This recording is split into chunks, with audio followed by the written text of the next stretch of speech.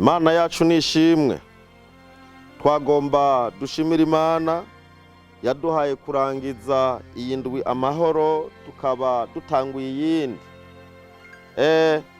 Muri iki kiganiro c'urufatiro rw'ijambo ry'Imana twama dusangira uko indwi itanguye. Twagomba turaba amajambo y'Imana yanditswe mu gitabo ca Zaburi igice ca 18 n'umurongo wa 6. Haravuga ngo mu mubabaro wanje natabaje Uhoraho, natabaje Imana yanje, yumva ijwi ryanje iri mu ngoro yayo. Ugutabaza kwanje kuyishika mu matwi, Imana yacu nishimwe.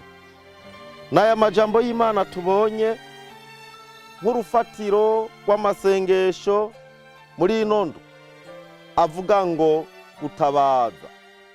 Ngaha Dawidi turabona ariko aravugira isengesho muri iyi ndirimbo yitiriwe Dawidi nyene.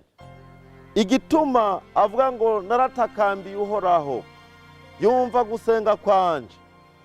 Dawidi yahuye n'ibintu byinshi, yahuye n'ingorane nyinshi, yahuye n'ibibazo byinshi, yaragize intambara atejwe na Sawuli.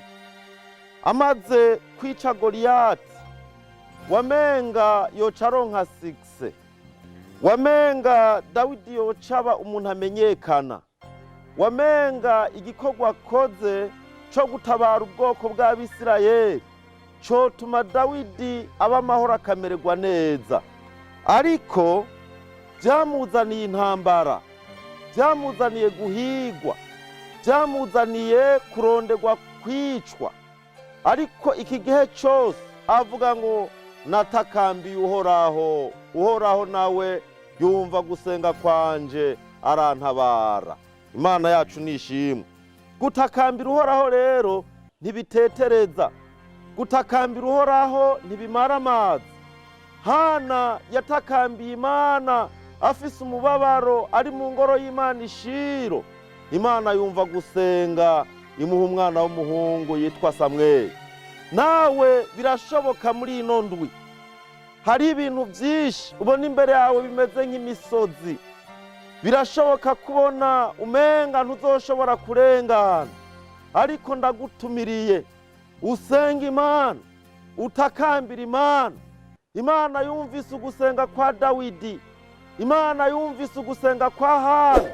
Nawe yiteguye kumva ugusenga kwawe kandi kakugirira neza. Imana ibahezagire. N'aya majambo y'Imana aba yumvise mwese, Imana ibaha umugisha. Mana turagushimiye, uri Imana yumva gusenga.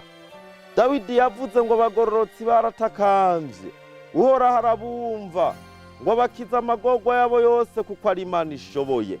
Wumva gusenga k'umuntu wese ariko aragusenga, kandi uzomurose ivyo agusaba kubwa Kristo Yesu umwami wacu. Amen.